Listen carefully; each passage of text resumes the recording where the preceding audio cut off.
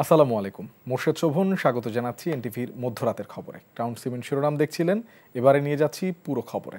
উন্নয়ন প্রকল্প পরিকল্পনার ক্ষেত্রে নদীর পানি প্রবাহ যাতে নিরবিচ্ছিন্ন থাকে তা নিশ্চিত করার জন্য সংশ্লিষ্ট কর্মকর্তাদের নির্দেশ দিয়েছেন প্রধান উপদেষ্টা প্রফেসর ডক্টর মোহাম্মদ ইউনূস। রাষ্ট্রীয় অতিথি ভবন যমুনায় টেকনাফ থেকে তেঁতুলিয়া সমন্বিত অর্থনৈতিক করিডোর উন্নয়ন প্রকল্প নিয়ে আয়োজিত এক বৈঠকে নির্দেশ দেন তিনি। বৈঠকে এশীয় উন্নয়ন ব্যাংক বাংলাদেশের কান্ট্রি ডিরেক্টর হো ইউন জং এবং ইআরডি কর্মকর্তাদের একটি দল এই প্রকল্পের বিস্তারিত রূপকল্প, কৌশল এবং বাস্তবায়ন প্রক্রিয়া উপস্থাপন করেন। বৈঠকে প্রধান উপদেষ্টা সংশ্লিষ্ট কর্মকর্তাদের নির্দেশনা দিয়ে বলেন, কোনোভাবেই নদীর পানি প্রবাহকে বাধাগ্রস্ত করা যাবে না। বৈঠকে এই উন্নয়ন প্রকল্পে পানি বিশেষজ্ঞদের অন্তর্ভুক্ত করতে এবং একটি মাস্টার প্ল্যান তৈরির নির্দেশনা দেন তিনি। নির্বাচন কমিশন সহ গুরুত্বপূর্ণ পদগুলোয় নিয়োগের জন্য সাংবিধানিক কাউন্সিল গঠন ও রাষ্ট্রপতি নির্বাচনের জন্য ইলেকটোরাল কলেজ নিয়ে ঐকমত্য ছাড়াই শেষ হলো জাতীয় ঐকমত্য কমিশনের চূড়ান্ত ধাপের দ্বিতীয় দিনের আলোচনা। জামায়াতে ইসলামী, জাতীয় নাগরিক পার্টি ও ইসলামী আন্দোলন কমিশনের প্রস্তাবের পক্ষে থাকলেও বিরোধিতা করেছে বিএনপি সহ বেশ কয়েকটি দল। তবে সংস্কারে সবার সহযোগিতা পাচ্ছেন বলে জানিয়েছেন ঐকমত্য কমিশনের সহসভাপতি ডক্টর আলী রিয়াজ। নূর হোসেনের রিপোর্ট। সংবিধান সহ বিভিন্ন বিষয়ে সংস্কার প্রস্তাব নিয়ে জুলাই সনদ গঠনের লক্ষ্যে চূড়ান্ত ধাপের আলোচনা করছে জাতীয় ঐকমত্য কমিশন। এতে বিএনপি, জামায়াতে ইসলামী, জাতীয় নাগরিক পার্টি, ইসলামী আন্দোলন সহ অন্তত 30টি দলের প্রতিনিধিরা অংশ নিয়েছেন। এদিনের আলোচনায় সাংবিধানিক কাউন্সিল গঠন ও রাষ্ট্রপতি নির্বাচন পদ্ধতি নিয়ে বিস্তারিত মতামত তুলে ধরে রাজনৈতিক দলগুলো।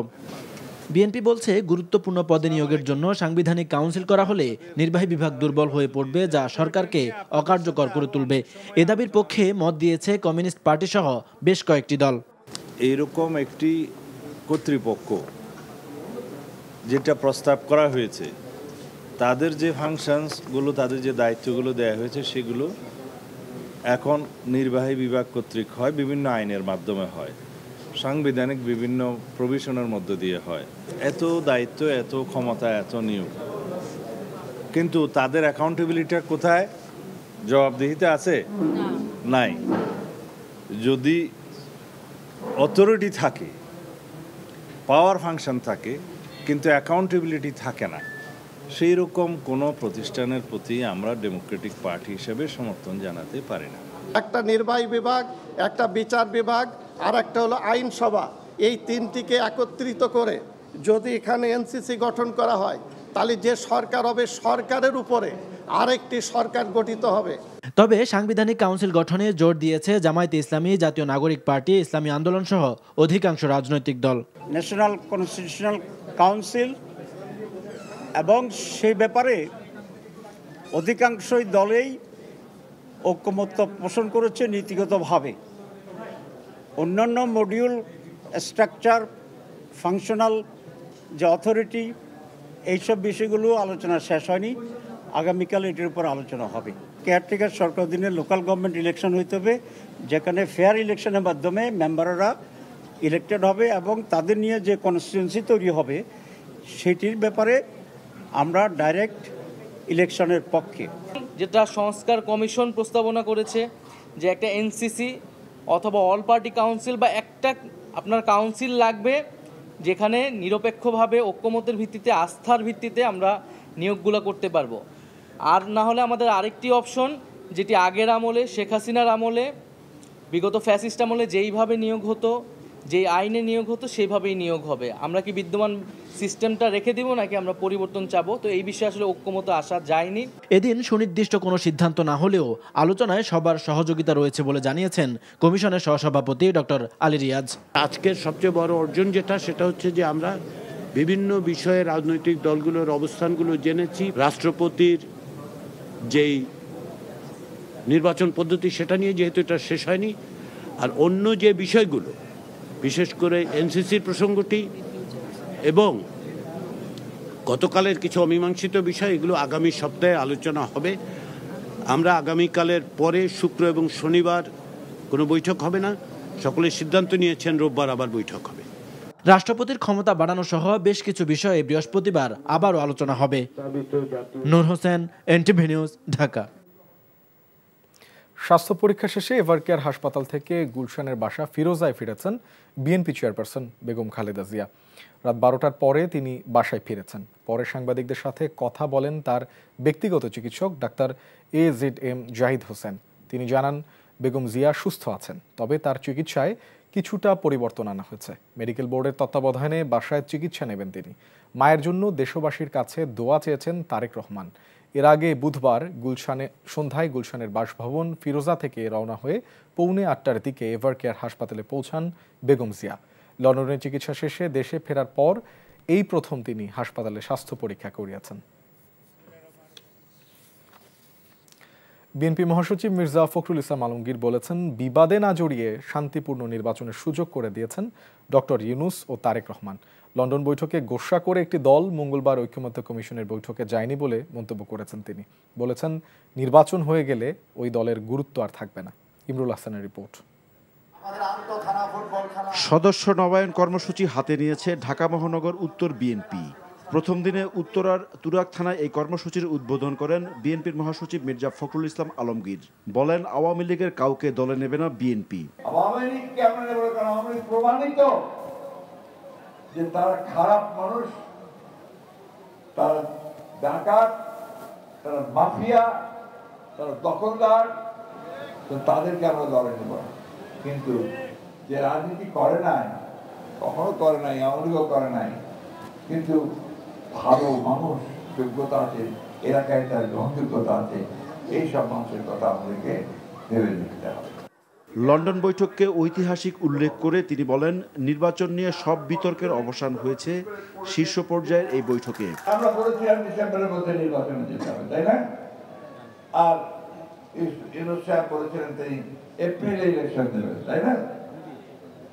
তিনি আলোচনার মধ্যে গিয়ে ওই ডিসেম্বরে থাকেননি, তিনি কিন্তু ফেব্রুয়ারিতে চলে গেছেন এবং ইউনূস সাহেব পিছিয়ে তিনি ফেব্রুয়ারিতে এসেছেন। একেই বলে রাষ্ট্রনায়কোচিত নেতা। কোন বিভাজনে না গিয়ে, কোন সংঘর্ষে না গিয়ে এই দুই নেতা আমাদের একটা শান্তিপূর্ণভাবে নির্বাচনের সুযোগ করে দিয়েছেন। ডক্টর ইউনূস তারেক রহমানের বৈঠক কারো কারো পছন্দ হয়নি বলে মন্তব্য করেন মির্জা ফখরুল। অনেকের পছন্দ হয় নাই, তারপর নির্বাচন হলেই তাদের বিপদ। এখন নির্বাচন নাই, সুতরাং তাদের অনেক গুরুত্ব আছে। যে নির্বাচন হয়ে যাবে তত জনগণের যারা ভালোবাসার দল তারাই তো ক্ষমতায় আসবে, তাই না? যে কারণে ওরা নারাজ হয়েছে এবং নারাজ হয়ে গতকালকে একটা বৈঠকে হাজির হয় না। বিএনপির মহাসচিব বলেন, চাঁদাবাজরা বিএনপির কেউ নয়, তারা পেশাদার চাঁদাবাজ। আওয়ামী লীগ না থাকলেও নির্বাচনী মাঠকে ফাঁকা না ভাবতে নেতাকর্মীদের প্রতি আহ্বান জানান তিনি। Imrul Hasan, NTV news, Dhaka. ক্ষমতাচ্যুত প্রধানমন্ত্রী শেখ হাসিনা ও তার পরিবারের সদস্যদের বিরুদ্ধে রূপপুর পারমাণবিক বিদ্যুৎ প্রকল্পে ৪৯,০০০ কোটি টাকা লুটপাটের খোঁজে গণপূর্ত বিভাগে চিঠি দিয়েছে দুদক। এর মধ্যে হাসিনা জয় শুধুই দুজনেই $৩০০ মিলিয়ন পাচার করেছে বলে অভিযোগে বলা হয়েছে। এদিকে উন্নয়ন প্রকল্পের নামে দুর্নীতির অভিযোগে বেগম রোকেয়া বিশ্ববিদ্যালয়ের সাবেক ভিসি নাজমুল আহসান কলিমুল্লাহ সহ ৫ জনের বিরুদ্ধে মামলা করেছে দুদক। তামজিদ সুমনের রিপোর্ট। গণ অভ্যুত্থানের পর থেকে শেখ হাসিনা পরিবারের বিরুদ্ধে মেগা প্রকল্পের নামে অর্থ লুটপাটের বিস্তর ফিরিস্তি জমা পড়েছে দুদকে। গেল বছরের ডিসেম্বরে ৯ মেগা প্রকল্প থেকে প্রায় ৮০,০০০ কোটি টাকা দুর্নীতির অভিযোগে অনুসন্ধানে নামে সংস্থাটি, যার মধ্যে অন্যতম রূপপুর পারমাণবিক বিদ্যুৎ কেন্দ্র। অভিযোগে বলা হয়েছে, শেখ হাসিনা, শেখ রেহানা, টিউলিপ ও জয়সহ সংশ্লিষ্টদের বিরুদ্ধে রূপপুর পারমাণবিক কেন্দ্র নির্মাণের নামে ৪৯,০০০ কোটি টাকা লোপাট এবং শেখ হাসিনা ও জয়ের বিরুদ্ধে $৩০০ মিলিয়ন পাচারের অভিযোগ করা হয়েছে।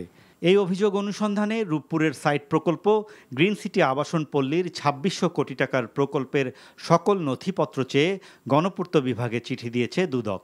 এটা অনুসন্ধান দলের, তারা যে রেকর্ডপত্র সংগ্রহ করবেন, সংশ্লিষ্ট ব্যক্তিদেরকে জিজ্ঞাসাবাদ করবেন।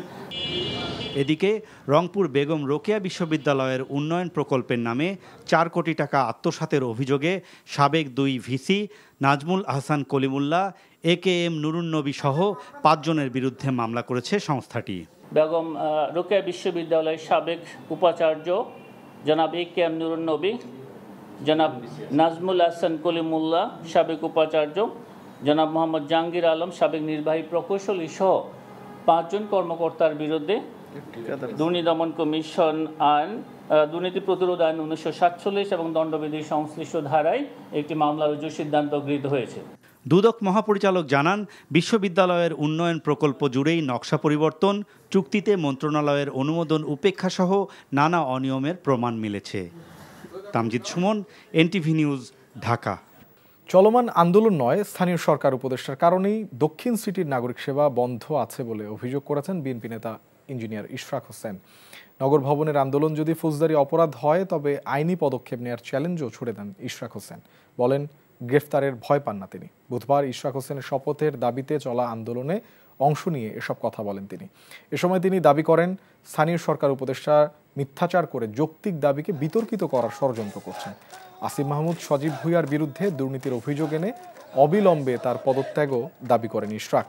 পরে নগর ভবন মিলনায়তনে স্বাস্থ্য বিভাগের কিছু কর্মকর্তা কর্মচারীর সাথে মতবিনিময় করেন তিনি।